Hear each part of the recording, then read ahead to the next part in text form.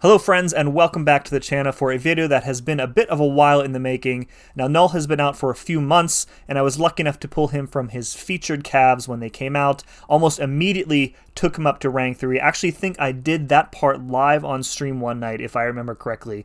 But anyway, I want to take a few minutes today to talk about why I like him so much. I want to talk about how I like to play him personally, and what utility he brings to my roster. Now Knull is a Cosmic Champion, of course, so he is a pretty heavy hitter. But unlike most Cosmic Champions, he doesn't rely on any buffs for his damage. He has a little bit of power control and some lifesteal, and in that regard really plays more like a Mystic Champion, and I think you'll see what I'm talking about. So let's get right into the gameplay.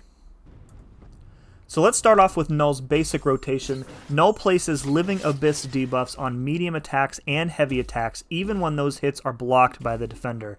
And then you can either use the Special 1 or the Special 3 to trigger a passive effect called Corruption, which will turn these debuffs into armor breaks. Now the armor breaks are what gives Knull access to his damage, which we'll get to in a second. Now, I prefer in most situations to use the Special 3 Corruption because it lasts much longer and gives you more time to build up a bunch of Living Abyss debuffs before converting them. You can kind of see here that I'm pretty much sticking to only mediums and heavies rather than just racing to my Special 3 as fast as I can. If you ramp up in this way, you can expect it to take about 30 or 40 hits, and then you'll have about 30-ish Living Abyss debuffs ready to go when you're done. So let's skip ahead to the Special 3, and coming out of it here you can see we've got a bunch of armor breaks on the defender. These armor breaks are paused as long as the Corruption passive is active, and you can pause Corruption by using your light attacks and your Special 2. So in addition, each armor break reduces the opponent's combat power rate, so at this point if you have a cooperative defender, you can basically do light backdraft intercepts, get a bunch of combos in before the defender gets a special attack off. You'll also notice that the red numbers on our light attacks, and those are instant bleeds, which are a percentage of the hit damage. So, the more armor breaks you have active during Corruption, the more damage you're going to deal per hit, and the more secondary instant bleed damage you're going to deal as well. Now, you can add 10 more armor breaks with each Special 2, but it is kind of tricky to do this while also keeping Corruption up for the whole fight, unless you have a synergy that we will talk about a bit later. Alright, that's his basic damage rotation. Let's move over to some utility gameplay. Now this first one I demonstrated in a separate video, which I will link in the corner, but I want to again show it off here. So here's a fight from Act 713 with Mesmerize, Dizzy, and Stun vulnerability. Now Knull gains passive true accuracy on his medium and heavy attacks, and the best part about his true accuracy is that it's available to you right away, it's always active, and it doesn't rely on a buff or a debuff. It just kind of works. So in this fight, I'm sticking to medium-medium and medium-heavy, so I can take advantage of the stun vulnerability, and you can see that we do prevent the evade from Mesmerize a few times. So again, you see that I built up to my Special 3, and coming out of it here, we're going to have a bunch of armor breaks up. However, we can't do any light attacks because it might trigger Mesmerize.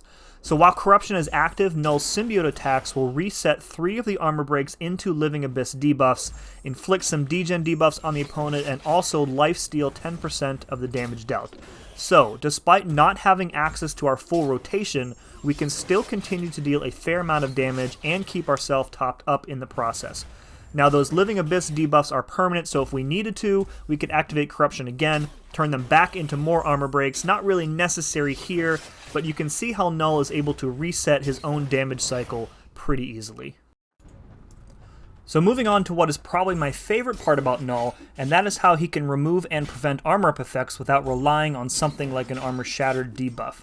So each Living Abyss debuff removes an armor up effect, and while corrupted, all armor up effects are automatically converted into armor break debuffs. So here's a really great example of how this can be useful to you. This is the Guardian boss in Act 7.2.2. Now this Guardian has aggression armor, but the more critical node here is power shield. You need to be able to land special attacks to deal damage, but Guardian will auto-block specials when his permanent armor up buff is active. Once Knull activates Corruption though, Guardian's personal armor up is gone for good, and whenever he gains a passive armor from the node, we can turn it into an armor break right away. So we're about at another Special 3 here, so we'll fast forward again through it. Now my goal at this point is to end the fight without needing to refresh Corruption. To that end I need to intercept a lot, and use my light attacks to pause corruption, all while building up to our special 2. Now, Guardian has a significantly reduced combat power rate here. We don't have to spend a lot of time baiting out specials, which is nice. Now, we're about getting ready here to throw the special 2. It's going to add 10 armor breaks to our total, and the instant bleeds also get around his bleed resistance as well. And that special 2 did a whopping 213,000 damage. Now, while the SP2 animation was running, I kind of glanced up to check on how much longer we have on corruption, and we still have well over 50% remaining, which is nice. So I'm going to continue to do the same thing here, focusing on light backdraft intercepts, building up to another special 2 to hopefully end the fight. And we're about there. We're going to have close to 50 armor breaks now, and this special 2 has a couple nice crits, dealing over 300,000 damage, and ends the fight. Pretty nice. So one neat thing about Knull's ability to remove armor ups is that it also works against champs that have mechanics designed to counter ways of removing their buffs. So here's a Civil Warrior in Act 714 with Arc Overload 2.2 and Armored Assault, which means he's going to be unblockable whenever he has an armor up active. And of course, Civil Warrior gains armor up buffs on every special 1, and he's immune to Nullify and Stagger, so you need a champion with a lot of reliable armor breaks to counter him on this node. So in this fight, I'm starting out by playing very patiently. I'm removing the armor ups by hitting into his block, applying those Living Abyss debuffs, and doing 5 hit combos whenever I get an opening while I build up to my special 3. And once I launch my special 3 and then trigger corruption, any armor ups are automatically converted into armor breaks going forward, which means that he is no longer able to go unblockable, and the fight is pretty well under control at that point. Now, you'll actually be able to see this in action here. When you see the armor up text show up under his name, you can also see the armor break counter increase by 1 every time. So every time he tosses a special 1 or the Arc Overload node triggers, you can see we're just adding more armor breaks to our total. Now, there are a lot of other applications for this type of utility as well. Now, you can use this against a node like Chitinous Thorns, which you can get around the bleed damage by removing and then preventing the defender's armor ups. And if you do trigger a bleed, Knull's resistance is going to mitigate the majority of that damage anyway. Speaking of resistances, not only does Knull resist 60% of bleed and poison damage, but he also has a 40% resistance to degen, which is pretty handy considering many of the champions with class advantage over him, like Ebony Maw, or Mojo, or Dormammu, predominantly deal in degen damage. But this also extends to nodes as well. So this is a Rising Sun path in Act 7.3.3. Now this particular fight is from the CCP beta and not the live server, so you can see this Knull is duped, but it doesn't really affect anything in terms of resistance. Now once we trigger enough Furies, we start taking passive degen, as you can see, but Knull's resistances both mitigate the degen damage and allow us to heal from the Liquid Courage poison.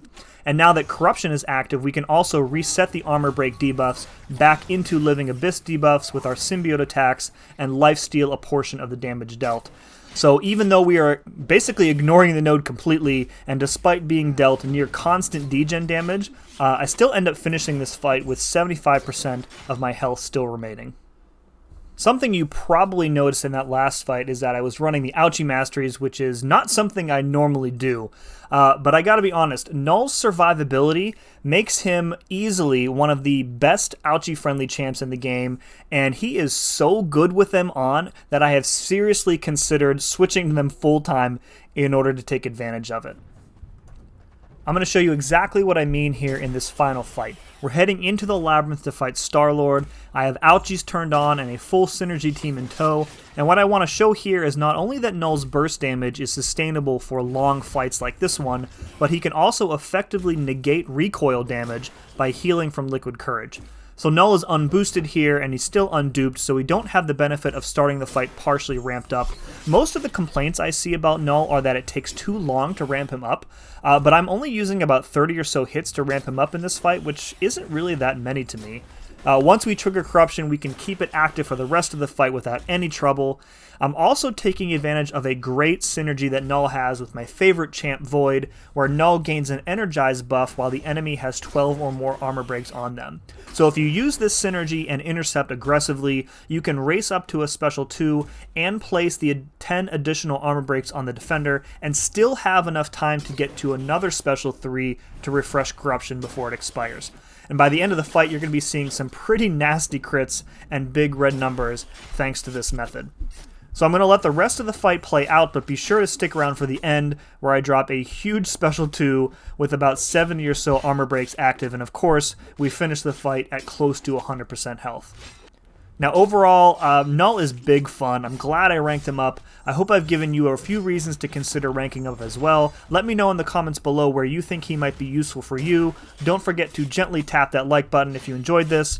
Consider subscribing as well, and as always, thank you very much for watching, and we'll see you again next time.